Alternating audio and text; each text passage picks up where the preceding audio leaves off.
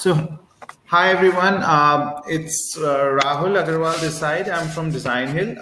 Actually, Rashmi had to. She fell sick and she couldn't make it today, so I'm just filling in for her. But we're very excited to have Jacob Cass here with us today from Australia, and as we can see, there are a lot of audience have already joined us.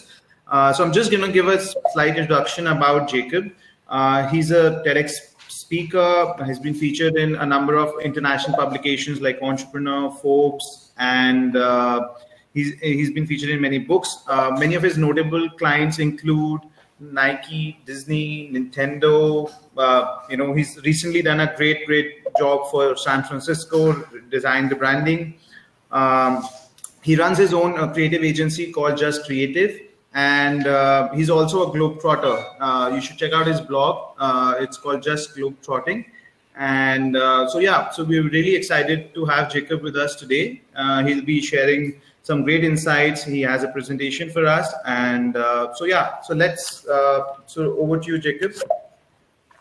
Cool. Thank you for that intro. And I'm very excited to talk to you as well, everyone here. There are tons of people coming in now, and it's great to see.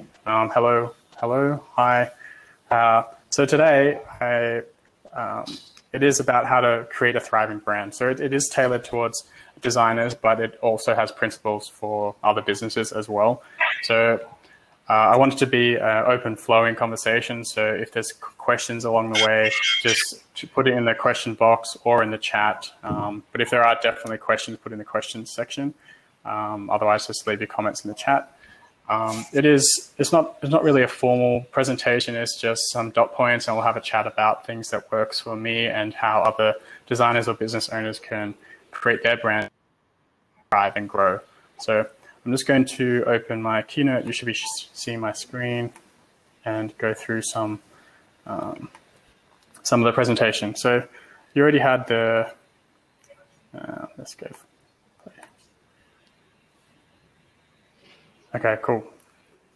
So how to build a thriving brand. I'll skip through all my intro and stuff because you heard that, but some of my work, I'll just very briefly go through this before jumping in the presentation, just so you have a bit of context of who I am and what background I'm coming from. So I run a blog called Just Creative. I've been doing it for 10 plus years, and it has tons of resources on there, a lot of free ones and on all sorts of subjects. So check that out later. But that's what I've been doing the past 10 years or so. And that's really how I've grown my business. And that's the context of this presentation. I'll be sharing about how I've built up a brand as a designer. So how I've got clients, how I've built up my business, how I've got a following, and how I continue to grow as well and evolve my business. So these are some of the select clients. This is some recent work for San Fran that Rahul just mentioned, and some work for Puerto Rico and a few other clients. So I'm not really going through my work today. It's just to give you some context of what sort of work I do. It's a lot of logos, a lot of branding. I've done packaging. I've done websites. I've worked in New York for 5 years as an interactive designer, so working for all the big brands like Nintendo and Jerry Seinfeld and people like that. And now I've been running my own business called Just Creative, more full-time now for the past, 5 years. I always lose track. And throughout that time, I've been traveling as well as a digital nomad. Went to, probably about 80 countries over the past 4 years while running this business. So that's my background. And the topics today, it's really about growing that thriving brand and how I did that and what techniques I use as well, and how you can do it as well and build it into your business, and how you can get top tier clients. And I want to touch on brand strategy. This is something I've been getting into recently versus just providing logo and identity services, going deeper with brands and offering a more holistic solution to their needs versus just the surface level side of things of a brand with such as identity and logo. So I'm going to touch on that, as well as the branding design process, and your questions as well. So I'll have a check-in on if there's any particular questions, but this is the brief overview of today, and I'm just making stuff up as I go. There's no formality to it. I've got a couple of slides here, but to kind of jog my memory, but this is what I consider a thriving brand. Everyone will have their own idea, but I try to define it very quickly with a couple of dot points. And I think what a thriving brand would be, they would have a steady stream of clients, hopefully high value clients. The word high value is going to be different for everyone else because, well, for everyone actually, because what I consider high value may not be high value to someone else. It actually may be too low or too high. So keep that in mind we'll take it with a grain of salt. So it's all relative to what you consider high value. A thriving brand is purposeful and it's on a mission and it has a greater purpose. It's not just there to make the cash monies. It's really to serve a bigger purpose. And I think we have, us as designers, we do have a privilege of making the world a better place through design and proper branding. And business can really do good for the world. And I'm a strong believer in that. And that's really why I'm getting into this brand strategy side of things a little bit more, to go deeper with these clients and to ensure that they do make the world a better place through great branding and great business. So won't get too much into that, but that's my understanding. A thriving brand has a connected audience. So not just customers, but people that are listening to you and they want to listen to what you have to say. They're not just your customers. They're there to connect. So that's what I consider a thriving brand. A thriving brand has steady growth, doesn't plateau, doesn't decline, or hopefully not. It's thriving. So it's steadily growing, at least moving in the right direction. A thriving brand could be considered influential. It doesn't have to be, but it's a word that came to mind. And a thriving brand, I think, would have balance. And for the owner, at least, or some people, that you don't want to be overworked and underpaid. So there should be some balance to whoever owns the brand behind it. So that's kind of a little bit behind the scenes of what makes a thriving brand. So the word brand here I'm using loosely. So I think the number one burning question I get is how to attract high value clients. And by definition, I'd say a high value client is someone that, let's say you could live off the wages for a month based on the one job. Let's put it in that way. Obviously that's very debatable, but how do I attract high value clients? So working with clients such as Disney, Nintendo, Jerry Seinfeld, they didn't come to me directly. So I want to be very transparent about this. I worked with these big name clients through an agency, and I worked with a team, and I worked with creative directors, art directors, and all these people bring in these clients together, because obviously you need a team to serve these sorts of clients. But then again, there's other high value clients such as San Francisco and Puerto Rico and whatnot that they came through me to my agency directly to Just Creative, but it was through a subcontract. So another agency hired me, Just Creative, to work for them, who was working for San Francisco. So you have to consider when you're getting these clients, it's not actually you working with them all the time one-on-one.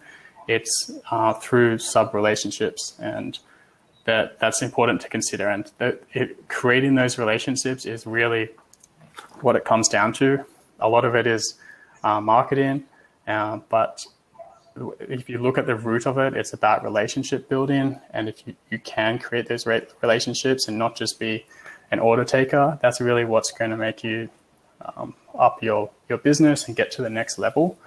So keeping these things in mind, I'll come back to marketing.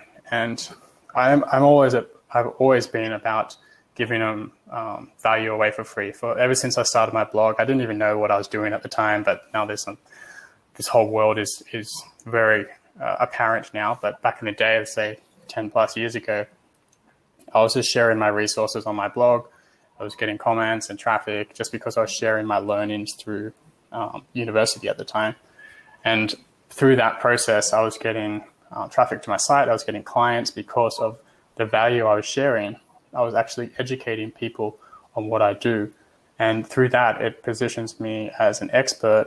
You can get some influence from followers, and kind of that snowball effect happens. So that's marketing in some parts of marketing. I'm actually just going to jump back into questions to see if there's anything that's come up so far. Let us ask. So guys, if you have any questions, please post them in the questions tab, and Jacob can take them as and when we have them here. So I think there's still we're at the beginning now. So if we cover a certain part of the presentation, I think then we can stop for Q&As, Jacob. Okay, cool. All right, so the giving content away from free, it's called content marketing these days. It was called blogging back then. So content marketing is huge, and you really do need a strategy to know what you want to achieve, or who you that's based on who you want to target and what you're trying to get out of your marketing. So I presume there's a lot of logo designers here just based on the profile. So I'm just going to use that as context. So if you're trying to target businesses that just need logo design, they're going to be looking for that one thing, but you could also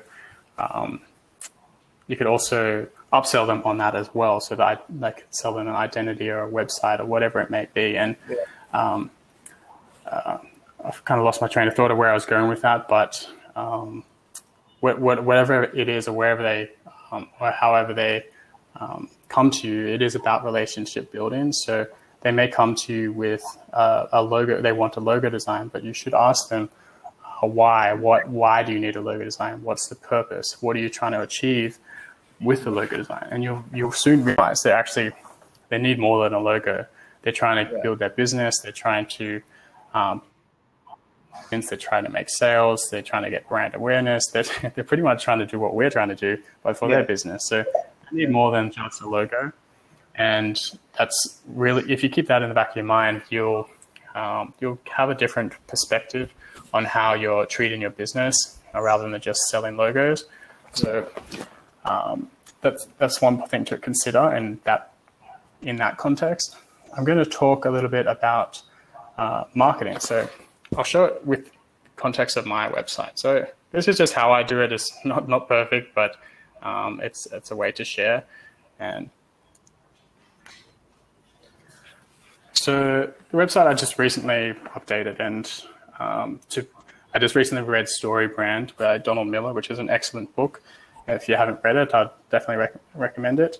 So the website update was basically making the customer the hero versus selling your service, or selling just what you do. So it's all future tense. It's building a brand that your customers will love. So I'm speaking directly to the customer here, positioning myself as the guide or the expert. So I'm kind of in the background, but the focus is always on the customer. The customer is the hero. So this website, it talks about the customer.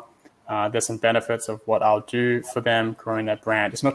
I'm not just talking about logos here. I'm talking about building their brand as a whole, and really being a brand consultant versus just a designer. So consider that, well, you can give more of a partner versus a designer. So if you think about the positioning yourself that way, you can come across as an expert and a guide, which will guide them to, or transform their business to a successful business. So I'm just going to highlight a few things that I've put on my site to really sell this idea and position me as the expert and help them get to the next level. So scrolling down, you'll see logos of some notable companies. This is to establish credibility. If you're doing this yourself, you can use logos from wherever you may have been featured, such as a design website, or maybe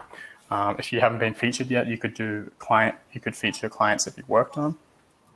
This is just to establish credibility. So further down the page, I'll have a call to action to capture their email address. So this is a way to get leads and to ensure that you can always have that connection with the potential client or maybe another designer. So my website is positioned to help business owners and designers, and that's why I have this box that is kind of tailored to both of them. So it works for designers, it's all about branding, and you capture their email here. And I think it's a win-win for everyone that get a ton of value from signing up. You guys can sign up after this as well. There's tons of freebies in there. So you'll notice the website positions me as the guide, focus on the benefits of them. There's some clout. There's a call to action to ensure that I am connected with them. And then it goes through kind of selling what I do. So I design brands that stand out. I'm not talking about logo design here yet. I'm talking about branding as a whole. I talk about brand strategy, identity, design, and touch points. So this is how I personally break up my services. I just keep it under 3 umbrellas. You'll see logo design is here. Brand development is here. So there's also a call to action as well. So the reason I'm showing you all of this is because selling yourself is marketing, and it's how you're going to get clients. And this is how you're going to get those big name clients or higher value clients. It's how you talk about yourself on your website. So you really need to study other people's sites to see how they talk about themselves, other agencies as well, especially because they do it as well. But you need to do it what's right for your audience as well. So keep all that in mind. Following on down the page, I'm showing some empathy on the page with clear messaging. It kind of talks their pain point of slowing down their growth, stop wasting time, and then I talk about the benefits that I'm going to give them. And this comes back to, I'm not just providing design services, I'm providing a cohesive solution, holistic solution to their problems. And it's not just about design. So that's really why I'm blending this strategy and design and talking about it as a solution. So create a standout brand through strategic thinking and memorable design. And then I make it easy for them to understand how I'm a guide, and I'll guide them through the process because they want to know they're going to get handheld through the process so that transformation happens and their brand will grow.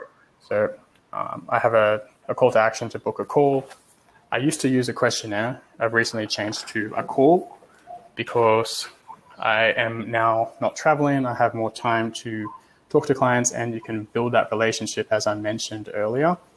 And yeah, it's really a 3-step process. You have the call, then I get into strategy and brand design, and then I get into growing the business. So very simple to understand. Obviously, there's a much more behind the scenes that we do, but on the surface, you should make it simple for them. And this all comes down to marketing. Scrolling further down the page, I talk about who we work with, just because this comes down to niching as well, or niching, as they say in America. But I personally have a wide net for my business, and I don't have any particular niches per se. Like I don't work in restaurants or health or anything. I have a very wide net. This approach doesn't work for everyone, so I do recommend at least considering finding a niche that works for you. The reason it works for me is because I have the 10 years plus of content and search engine rankings that allow me to do this. So whenever I'm talking about this sort of stuff, you have to think that not everyone's going to have the same background as I, and it's not what works for me isn't going to necessarily work for you. So consider about your niche and who you work with. Maybe it's just startups, maybe it's small business, or maybe it's vegan restaurants, for example. Some more clout, past clients that I've worked with, and then I get into my work where they can click through to my other projects. Again, I'm selling more down this page, why just creative, and more call to action. So you'll notice throughout the whole page, I have this very consistent call to action. So they can call me, book a free call straight away. And even more clout here. The more trust you give the user, the more likely they're going to reach out and contact you. So showing your awards, showing your experience, showing your social media stats. If there's anything unique to yourself that makes you different, such as traveling, for example, you can put it here. You can have your happy customers and maybe some clever copy somewhere. So all of this is really marketing, selling your services, showing the potential client how what value you offer them. And you can show this further by highlighting testimonials. I also bring in some, as I was saying at the start of this talk, like I'm a big believer of business is good for the world, and this company called B1G1 is a kind of like a charity that I work with, and I donate for every project that I finish with clients. I donate, and in different ways. So you can see this little widget here. It shows where I've done that. So I've just recently integrated this in my business, and they have tons more tools that you can check out. But it's just something I believe in, and it takes that the reason you're in business a little bit further, the purpose, and it's more about, it's not just about making money, it's about providing more impact for the world. And this is something I'm really trying to integrate into with my clients as well these days. And then just blogs and some featured resources. So if they've got to this page, maybe they want to know how much for a logo, they want to see a case study, or maybe they want a free book. And then a huge call to action there at the bottom of the page. So this is my marketing website homepage, kind of broken down. It's all about the user and what they can get out of it. So a future tense statement: create a brand your customers love. It's not hire me, I'm a logo designer. It's a cohesive line that is for their customers and their business. So that's my breakdown of my website. Jump back into Keynote. I think we can, Jacob, first of all, that there were a lot of good insights there, because I think what you showed to everyone today was, how, because as a designer, your website sort of represents, in a lot of ways, your work, your portfolio, your customer testimonials, social validation of your work through, the metrics. And so, having a proper website, having a proper interface where, your customers can, whoever you're driving customers from, because these days there's so many channels that you can drive customers to your web page or to your website from social media, from blogs, from paid mediums. And therefore it's really important to have that interface, a professional looking website with all the information that you can. And as you said, when I am also looking at your website, it looks like, okay, you're a proper agency and you have experience in more ways than just doing a logo. You're a complete brand agency, and that's the impression that's coming across. So I think that's really important, and I feel that that's what any new upcoming designer or even professional designers must focus on when they're starting there or when they're trying to build a brand. So I think we can take a couple of questions here before we go head back into the presentation. Okay.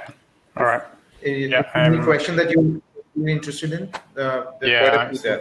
It's loading the question section. It just cut out for a hot second, so it's just loading again. It says a web page is slowing down, but I'm only on this page, so I don't know. Okay, it's loading now. So are you in the question section? Yes, it's just loading. It's the Australian internet. Okay. It's not so good.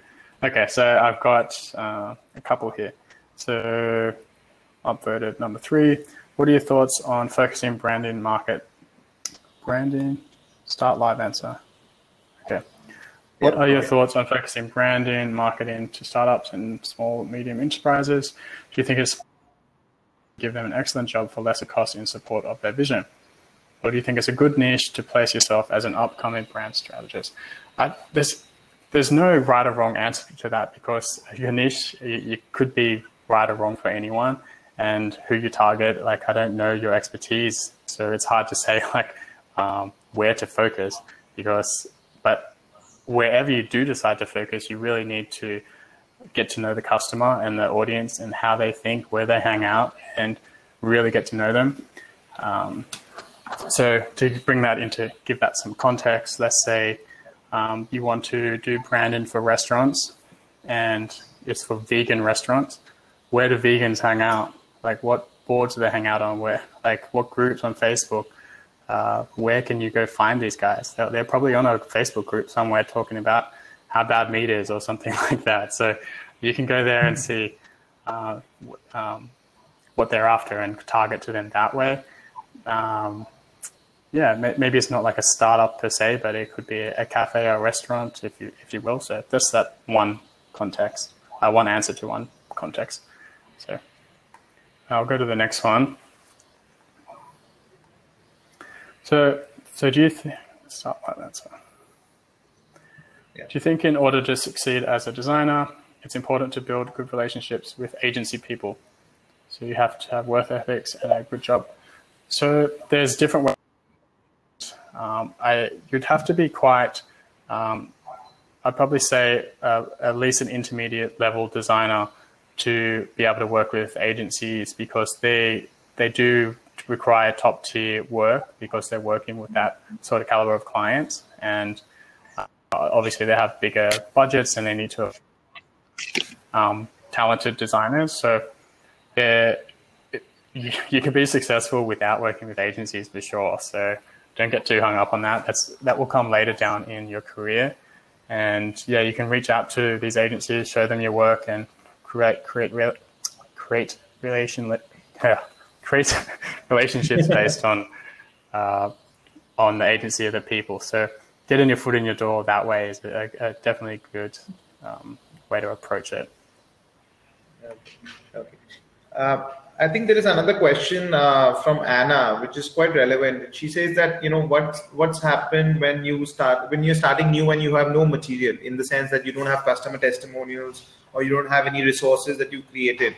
And I think it's a really important question for a lot of guys who just, probably in the nascent stages of their career. Yeah, that's a good question. And just to give you some confidence, we all started from nowhere, to be honest. And you're not going to have the most amazing work, even though you might think it is.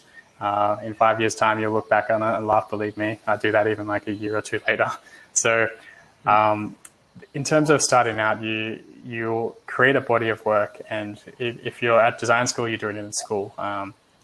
We'll have projects that do that for you. But if you're self-learning, whether it be from online courses or YouTube videos or whatever, you're going to have projects that you can put up. Maybe they're not for real clients, but you can build your portfolio up that way. And whatever you put in your portfolio is what you're going to get hired for. So keep that in mind. If you just want to do logos or identities, then put that in your portfolio. If you're focused on illustration, then focus on that, obviously. So you're going to build up your portfolio, and over time, you can still build up your site and your marketing materials based on who you're trying to target, and send your messages or create the right messages based on your audience, and then build your portfolio based around that audience and what you're trying to achieve. Then you can get testimonials based on clients as they come in, and you'll build yourself up slowly but surely, and you'll start to make a name for yourself. I didn't talk about this yet, and I was going to talk about it next, but it's with social media, and I find a lot of people focus too much on social media these days without focusing on their core product, so their website and core offerings. And social media should really be after you've done all of that. Don't even worry about or think about social media. You really need to focus on your business and get that messaging right to begin with, and then use social media as a way to eventually drive some traffic. But to put that in perspective, my site gets, say, 300,000 a month, but only 1% of that is from social media. So the rest is from search. So my site's ranked for search. So it's just a little tidbit. Don't rely on social media. It's a good marketing tool, but it's not a perfect way to make clients, and it takes a lot of time. So keep that in mind. So I think what you're trying to say here is that the first and the foremost thing is that users or anybody who's trying to create a brand, they first have their brand identity, their website, their interface sorted out. And then, and social media only complements that to the extent that you can probably use it as a brand awareness tool, and, you can drive some traffic out of it, but eventually it might not lead into the requisite ROI. You might not get as many customers from social media, but definitely it's something that you need to complement your brand strategy. Exactly. Yeah, well summarized. So there's a few others. So I think, Jacob, let's get into the presentation again, and we can take some of the questions in a bit if that's okay with you. Yeah, no worries at all. Upvote your favorite questions so they come to the top. Yeah. Okay. Okay, so we spoke about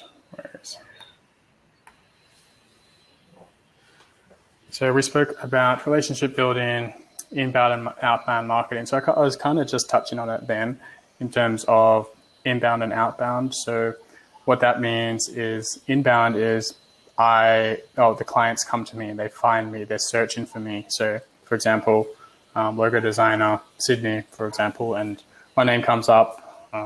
This is just all speculation, but they find me based on their search. So that's inbound versus outbound is kind of like cold calling, and I'm searching for clients myself. So far, I've only ever really done inbound marketing. I haven't done much.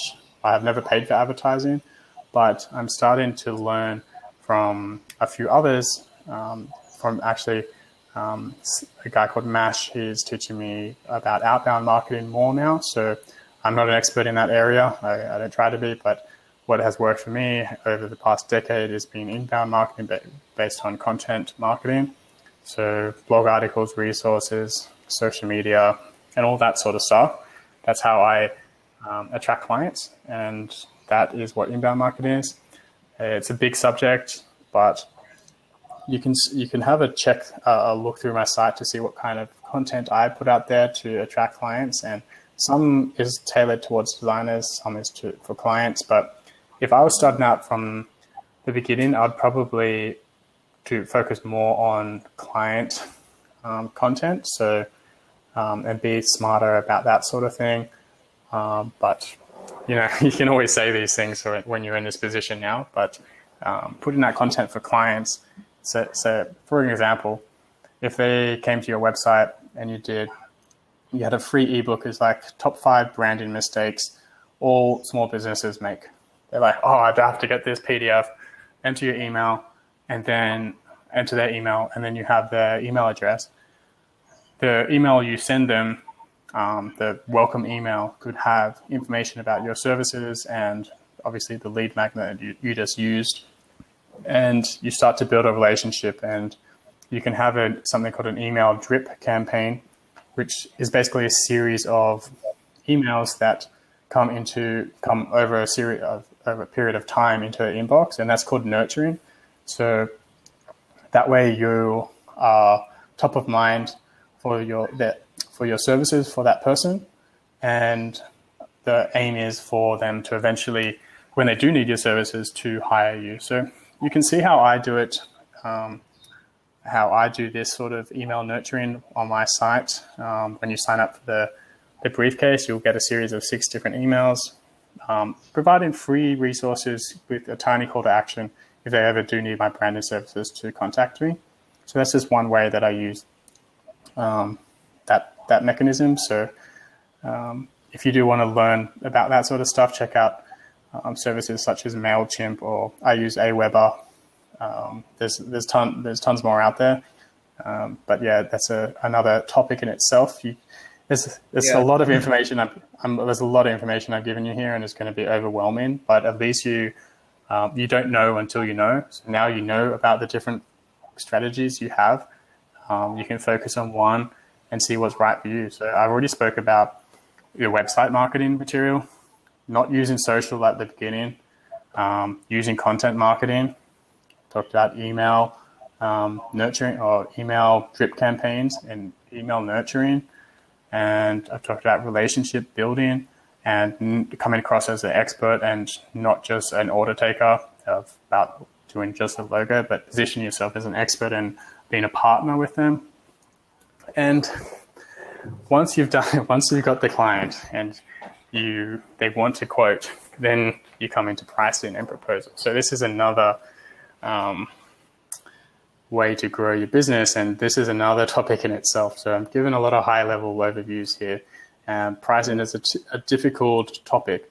And what's right for someone, like, it's different because everyone's at different levels, and there's different techniques you can use, and you have to judge it by the client and all of that. But there is a great book, Price. I haven't read it all myself, but I've heard great reviews, and just telling by who I follow, Michael Janda is his name, and his Instagram account is More Janda, and he's been pumping out amazing content with pricing and working with clients and everything. So I'd definitely go check him out. He's got a whole book on pricing, and I'd recommend go read that because you'll learn a lot, much more than I could tell you in this short presentation. Pricing is a totally other thing. Chris Du also has a webinar coming up with design cuts in a couple of days, I believe, and he messaged me saying he was doing it on negotiations and pricing, so that would be a really good one to watch through Design Cuts Live conference. So check that one out. I'm sure there'll be a replay online somewhere too, but I don't want to get too much into pricing for this. This is too big. So I'll jump, I think my next slide is brand strategy. So I'll jump back into the questions. Mm-hmm.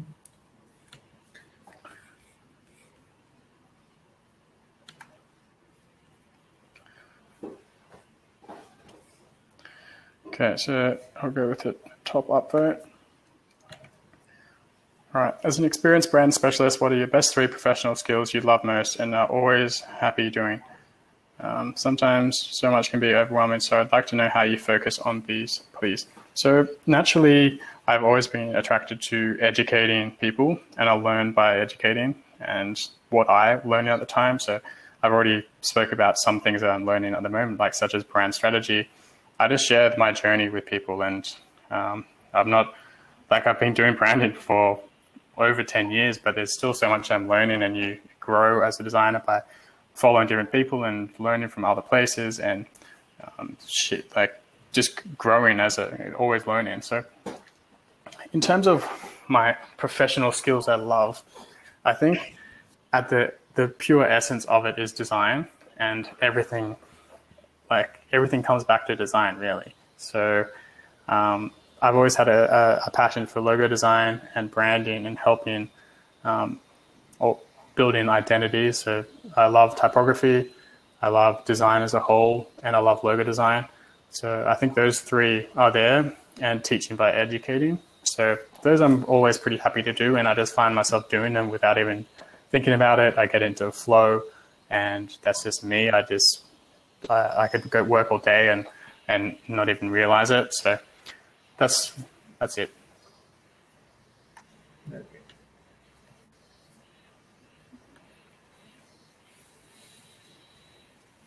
So, okay. Scrolling through the questions. So there is, if you don't mind, there's one question I wanted to ask you, Jacob, and it's something related to what you've been talking about today. Is when for example, for any business or as a freelancer or as an agency, I think building customer personas is really important, and that's what you've been doing, and because of that, and that's probably linked with how you're creating content for your audience, isn't it? I mean, if you know what are the pain points of your customer, of your potential customers are, what are the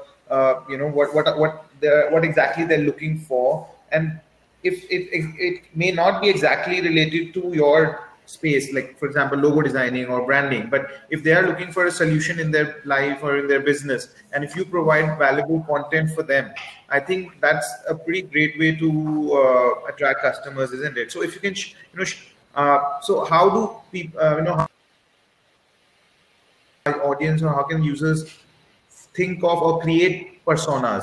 What are the things that they should be looking at? Because I think that's really essential when you're starting out.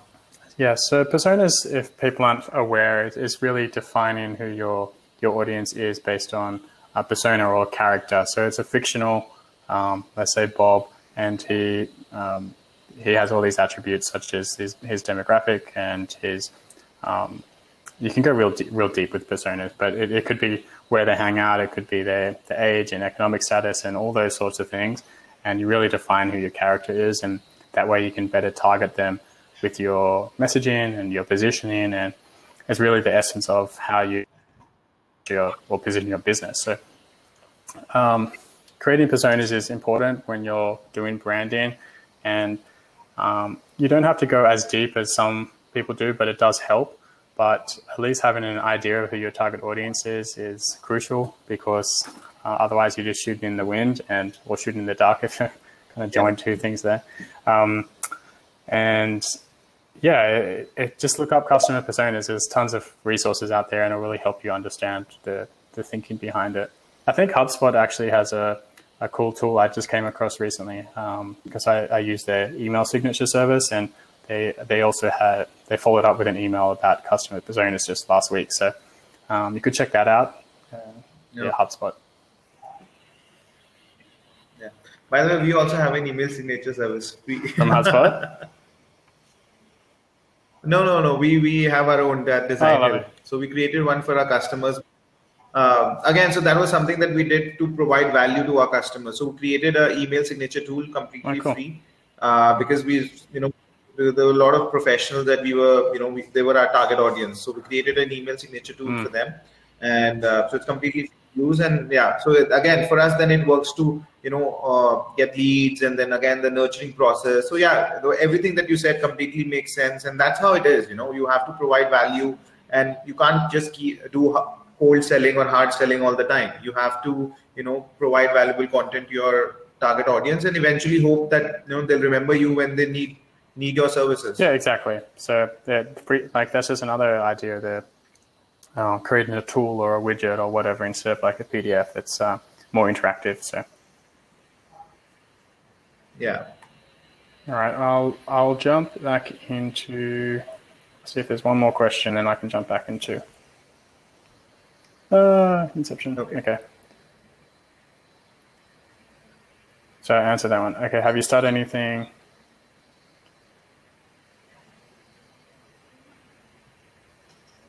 Okay, let's just go that one. That's upvoted.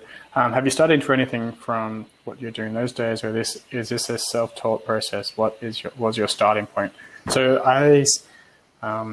in high school, I didn't even know design was a career. I was just attracted to creative subjects. I repelled from sciences and all that. So I think a lot of designers have a similar story. But eventually, my career advisor told me about graphic design being a career, and that really opened this world up to me, and I decided to go to university to study. I studied 3 years at the University of Newcastle in Newcastle, Australia.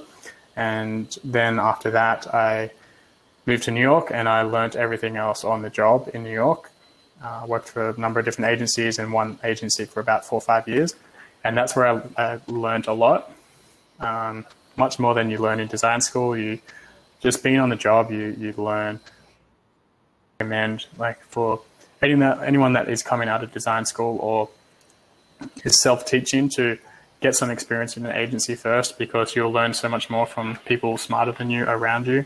So that's the process. But in the past 5 years, everything else has been self-taught at home, learning from books, websites, other people, just being a sponge and self-teaching. And I don't think we should ever stop learning.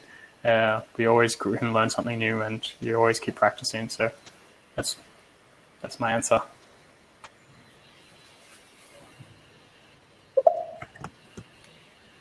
Okay, so I think we can head back to the presentation, and then we can take some questions. Okay, great.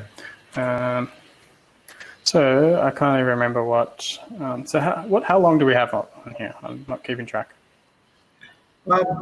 We have another 15-20 minutes, but we generally these get extended by another 10 minutes or so. So you can take your time. You can cover whatever you want. So yeah, I just put a ton in here just in case I ran out of things to say. But so brand strategy, and this is as I mentioned, something that I'm studying or learning more about recently in the past 6 months. So I put out a few interviews and workbooks and content on this recently on my Instagram and blog and stuff. So you can read more about that later. But the idea of brand strategy is, as I mentioned at the start of this talk, about going deeper with your client to provide a more valuable or deep service for their brand rather than just the surface level identity. So when you learn about how deep brand strategy can go, you'll be incredibly amazed in how much you actually didn't know.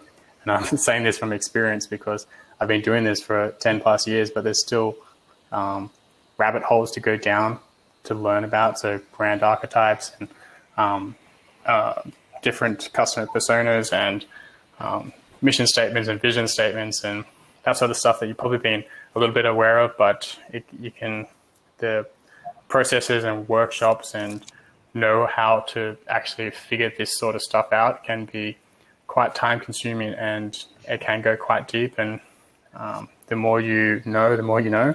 So I just wanted to share a little bit of my learnings recently about brand strategy, and so you're aware of it as a service. And I think us as designers, we do need to really position ourselves as experts and guides to these customers, and not just be a designer.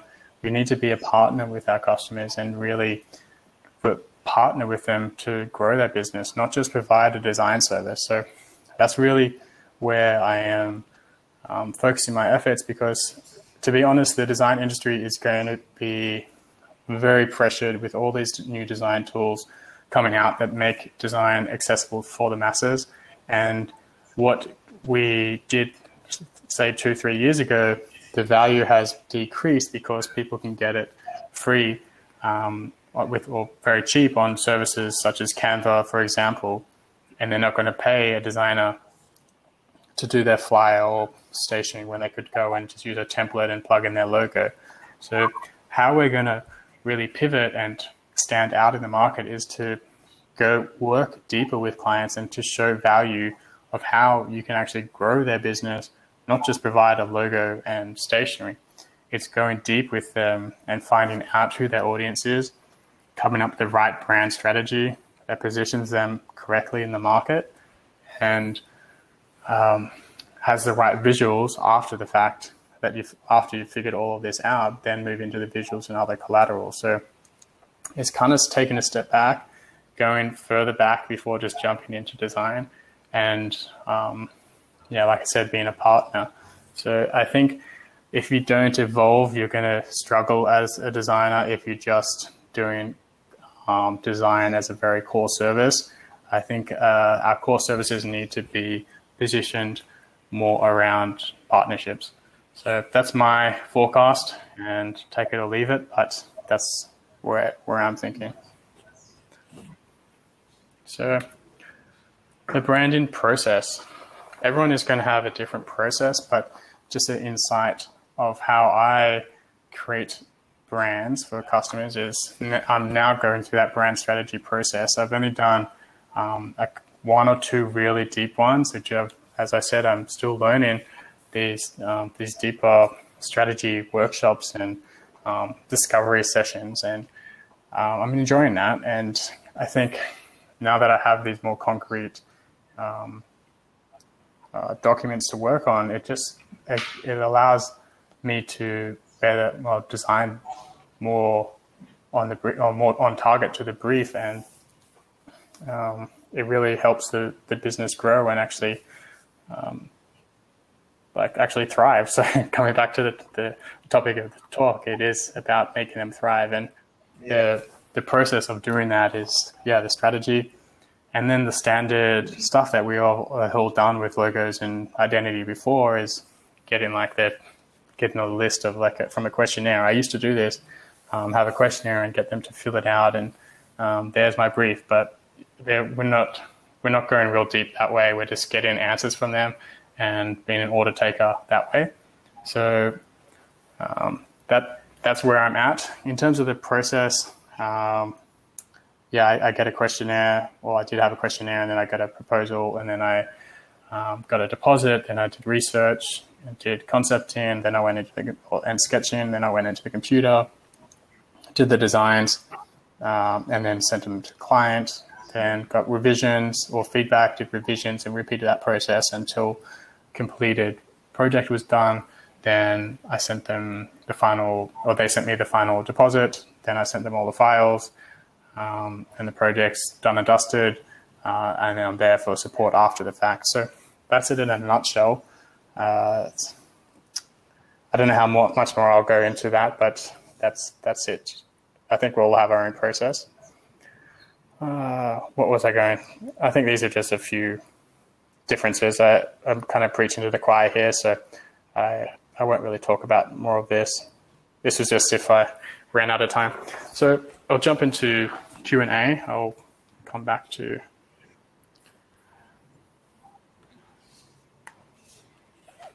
Cool.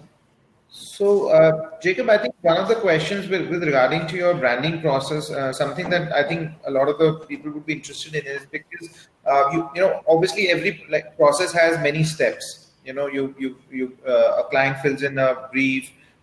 You know, you give a quote or proposal. You know, there's a negotiation part to it, then you finalize, then eventually your own process. Now, do you use any particular tools to manage this entire transaction? Because, you know, obviously invoicing and payment security and then, you know, contracts. So do you use any third-party tools or anything specific that, you know, to manage the entire process? Because it is a very long process, and when you're working with clients, and then you have multiple clients that you're working with. So I have a core template in Adobe Illustrator for my invoices, my proposals, sorry.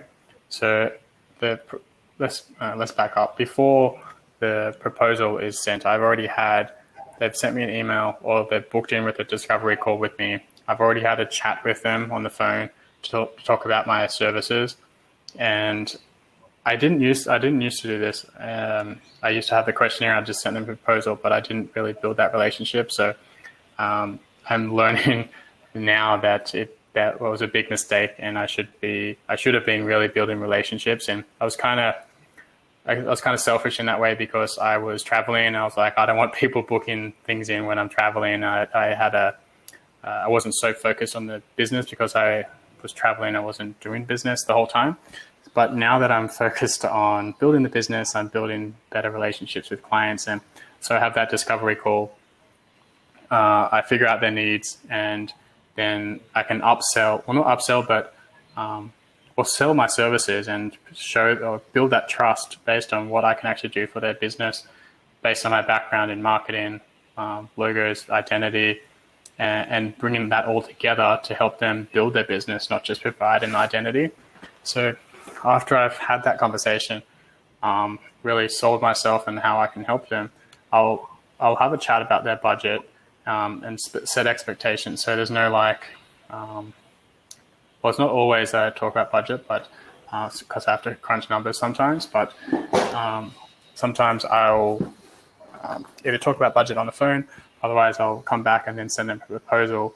They'll have a couple of different options in it based on their needs. And there's all these, the psychology behind packages and what you can offer them with different tiers. So I often have like 3 buckets, very expensive. One that's like a deluxe package, and then like a premium package, and then like an essential package, and then like a basic package. And their price points are very high, affordable, and then cheap. Obviously having different value for all of them. This is just one technique. There's many different pricing methodologies out there. I'm not an expert in pricing, so I don't pretend to be. Chris Dewar is sharing a lot of this at the moment, and Mike Janda. So check out those accounts for that sort of thing. Always tons to learn from other people. I'm just sharing how I've done it. So in the proposal, it's the 3 different options, and this allows the client to have some choice when it comes to working with me. And then after the proposal is sent, then the tools I use, the proposal I've done in Illustrator, and to come back to the tools, I'll send them an email with the proposal. And inside the proposal, I have a link to my agreement, the contract. The company I use for that is Docracy. And And for invoicing, I use Xerox, and that's because it just integrates with my business. Before I used to use PayPal, but now I use Xerox because I just incorporated my company a few weeks ago from a sole trader, so I upgraded my invoicing software, so I use Xerox. I've only used it for a few weeks, so I'm not in a position to recommend it or say otherwise, but it seems pretty intuitive and working so far. For payments, they can pay via credit card or PayPal. So they're the only tools I use, really. There's nothing special. There's no other streamlined process. I think there may be better out. And anything for project management, like, when you're communicating with your customers, yeah, and, email, you're sending files, or they want to do that. Yep. Everything on email. No secret tools. Yep. All right, great. So I think we have a couple of more questions here. There's one. I guess another tool would be Zoom. And Calendly, because Calendly is my calendar application, and they can book calls, and then I use Zoom for the calls or Skype. And whenever I'm presenting proposals, I'll talk to them on the phone to talk about the proposal, go through it with them, just so they can aware of what everything is what's included. And yeah, so what was the question? Was there anything else? Did you say? I think no. For me, that's there. But there's a question here in the questions tab. It's regarding the presentation process. Though you did mention that you send them a PDF with a link and stuff. Yeah. Who is this question from? There's a question on the top from Shanaz, yeah. Okay. who says that. Yeah. Okay. So, what's your presentation process when working with clients living in other countries with who you can't meet and present in person? Do you send the PDF or present over video call? So, 95% or nearly 100% of my clients I don't meet with in person, and most of my clients are in the US. So I don't often meet with them, but I always try to do a call at least, or a video call sometimes. And when I'm presenting work, I'll always I'll share my screen, so I have control over the presentation. So it's just a standard PDF. I don't do any animations. I probably could if I wanted to, but just keep it pretty simple. Go through a PDF on the screen or video chat when I'm going through the presentation, talk about it and sell it through. I definitely don't. I used to, back in the day when I was starting out, just send the PDF. Bad idea. So I learned from that mistake. Always present over a phone or video call. That way you can read the room and you can really sell your ideas through. So yeah.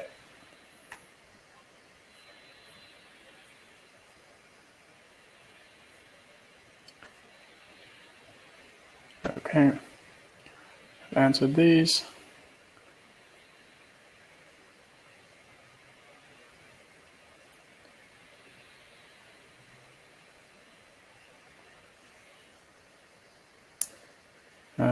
Can you repeat the name of the book?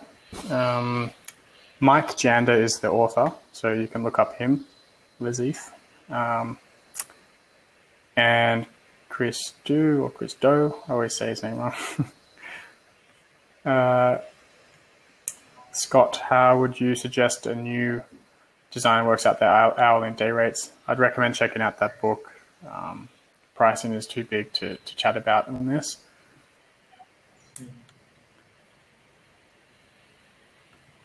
But yeah, you could, to answer it quickly, you work out what you want to achieve. Say you want to earn 100K a year. How many projects would you need to earn 100K? Divide that by how long you talk, how long you'll work on these projects, and you'll get a rate that would suit your goal. So you have to be realistic about where you're at with your career and your ability to get clients.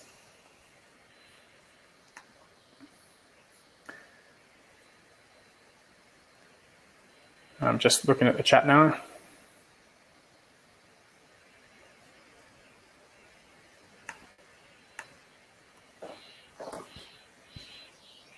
I think it's pricing psychology, I think.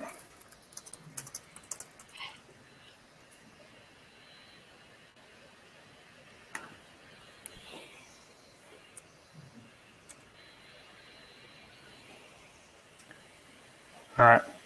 There's one thing I think it'll be great if you can just add a bit, and I think after that, if there are no more further questions, we can end the webinar. Yep. It was regarding the initial bit that you were talking about, being a thought leader, where being an expert, because that really builds trust into your customers, and because as an individual running an agency, how can one do that? I mean, because initially, obviously, when people are starting out, or even it's not everybody's cup of tea. I feel that they can present like you're doing. Like for example, you're doing a webinar right now. Again, it's because you're a thought leader and you position yourself as a thought leader, and people are coming here to hear you out. So how can others prepare themselves in this sort of a role, or how can they position themselves as thought leaders? Yeah, I don't think you have to be a thought leader necessarily. You can be a contributor and you just share your thoughts. You don't have to be a leader per se. Eventually you'll become a leader. Yeah. You should be putting content out there and your thoughts out there. You just show your process, show what you're working on.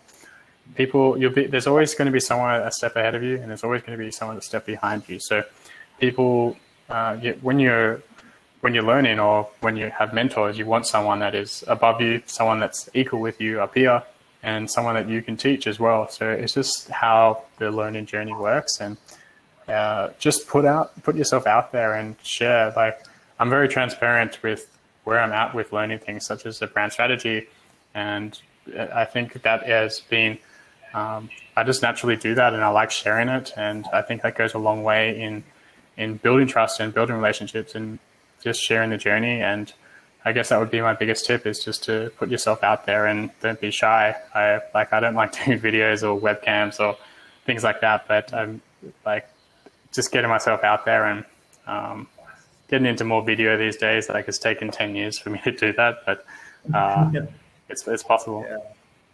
Yeah. And videos are, I think the thing for what's going on, what's trending right now, isn't it? I mean, because that's how users are consuming content. So I think, and something that I think in one of our other webinars we did with Michael Janda, he did stress on this, that, consumers are consuming a lot of content in different buckets. So whether that's a 8-second clip or a 15-second clip or a 5 minutes, so that you have to create different types of content targeted at users, because they're consuming all these different types of content at different times of the day. And therefore, I think for any brand today, you have to be active when you're creating content, and it has to be of, various sizes and types, and videos being one of I think the most essential ones.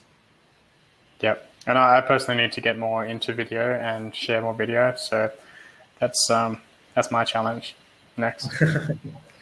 That's great. Okay. So I think, we've covered all the questions that were there primarily, and thanks a lot, Jacob. It was really insightful. I think a lot of great pieces of information for our audience. We'll be sharing this video on our events page, as well as it will go to all the subscribers today on their email. We had over 400 registrations for this, and so we want to thank you again for taking the time out. And it was really great, and we hope to work with you again soon.